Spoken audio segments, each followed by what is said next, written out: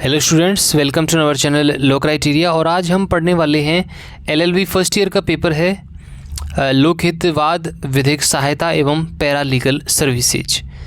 इसमें अक्सर ये प्रश्न पूछा जाता है कि राष्ट्रीय विधिक सेवा प्राधिकरण का गठन कैसे किया जाता है, उसके कार्य क्या क्या हैं। ये पेपर है लोकहितवाद, विधिक सहायता एवं paralegal services, public interest lawyering, legal aid, paralegal services and moot court.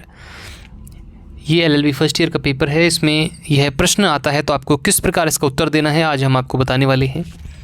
राष्ट्रीय विधिक सेवा प्राधिकरण का गठन कैसे किया जाता है और उसके कार्य क्या क्या हैं। तो आपको शुरू में लिखना है कि न्याय तक समान पहुंच प्रत्येक नागरिक का मूल अधिकार है। निर्धनों, वंचितों और कमज़ोर वर्गों को न्याय दिलाने के उद्देश्य से विधिक सेवा प्राधिकरण अधिनियम 1987 पारित किया गया, जिसके तहत राष्ट्रीय विधिक सेवा प्राधिकरण NALSA का गठन किया गया। अब इसमें देख लेते हैं कि राष्ट्रीय विधिक सेवा प्राधिकरण का गठन किस प्रकार किया जाता है। संबंधित धारा इसमें है, धारा 3 है, विधिक सेवा प्राधिकरण अधिनियम 1987 की धारा 3 के अंतर्गत इसका गठन किया जाता है। राष्ट्रीय विधिक सेवा प्राधिकरण का गठन केंद्रीय सरकार द्वारा निम्नानुसार किया जाता है। कौन सा है इसमें संरचना है, इसमें मुख्य संरक्षक है। वो कौन होगा? भारत के मुख्य न्यायाधीश इसमें मुख्य संरक्षक होंगे। कार्यकारी अध्यक्ष कौन होंगे? उच्चतम न्यायालय का वर्तमान या सेवानिवृत्त न्यायाधीश होंगे, जिन्हें भारत के मुख्य न्यायाधीश से परामर्श के बाद राष्ट्रपति द्वारा नामित किया जाता है। अन्य सदस्य में राष्ट्रपति द्वारा नियुक्ति, जिनकी अहर्तताएं व अनुभव केंद्र सरकार तय करती हैं। सदस्य सचिव इसमें है, केंद्र सरकार द्वारा नियुक्त अधिकारी जो प्रशासनिक कार्यों के लिए उत्तरदायी होता है। इनकी नियुक्ति भारत के मुख्य न्यायाधीश के परामर्श से की जाती हैं। अब इसकी सेवा शर्तों की बात कर लेते हैं।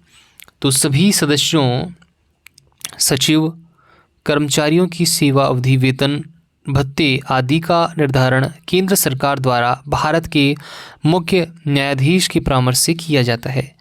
अब इसमें कर्मचारी व्यवस्था, इसमें आवश्यक संख्या में अधिकारियों और कर्मचारियों की नियुक्ति की जाती है, जो मुख्य न्यायाधीश से परामर्श के बाद केंद्र सरकार द्वारा की जाती है।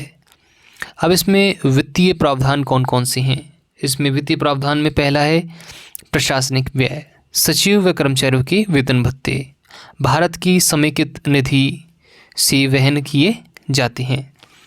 राष्ट्रीय विधिक सेवा प्राधिकरण के कार्य कौन कौन से हैं? इसमें संबंधित धारा इसमें आती है, धारा 4 व 5 विधिक सेवा प्राधिकरण अधिनियम 1987 के कार्यों के अंतर्गत आती है। प्रमुख कार्य कौन कौन से हैं? पहला कार्य इसका क्या है? विधिक सेवा हेतु नीतियों एवं सिद्धांतों का प्रतिपादन करना। दूसरा है प्रभावी एवं किफ़ायती योजनाएं बनाना।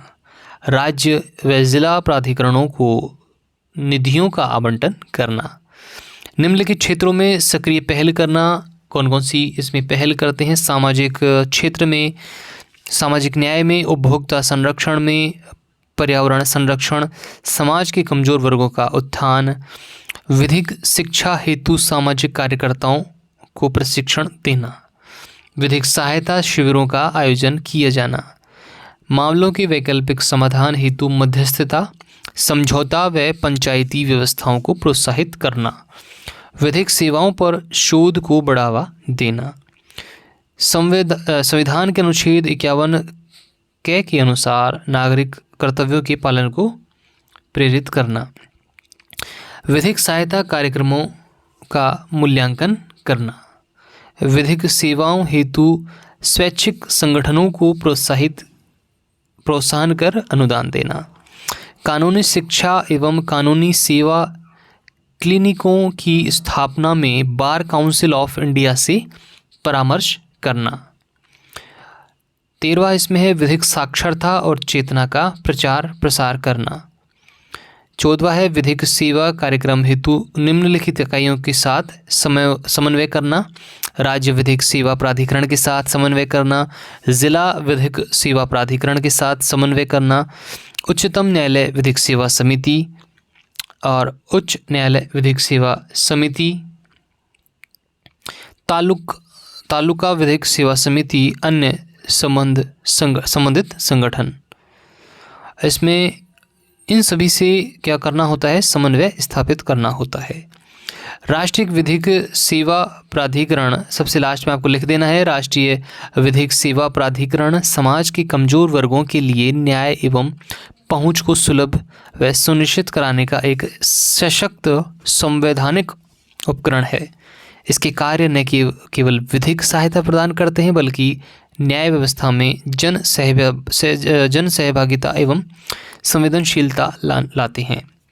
तो आज हमने पढ़ा LLB फर्स्ट ईयर का लोकहितवाद, विधिक सहायता एवं पैरालीगल सर्विसेज पेपर है, जिसमें प्रश्न राष्ट्रीय विधिक सेवा प्राधिकरण का गठन कैसे किया जाता है, कौन कौन इसमें शामिल होते हैं, उनके कार्य क्या क्या हैं, इनके कार्य हमने आपको बताए। इस प्रकार आप लिख कर आएंगे शॉर्ट में एकदम अच्छे से, तो एग्ज़ाम में आपके अच्छे नंबर आने की पूरी संभावना है। तो मिलते हैं आपसे अगले वीडियो में। उससे पहले आपने यदि हमारे चैनल को सब्सक्राइब नहीं किया है तो इसे तुरंत सब्सक्राइब कर लीजिएगा, ताकि आपको आने वाले सभी वीडियोज़ की नोटिफिकेशन बराबर मिलते रहें। मिलते हैं आपसे अगले वीडियो में, तब तक के लिए मुझे इजाज़त दीजिए। नमस्कार।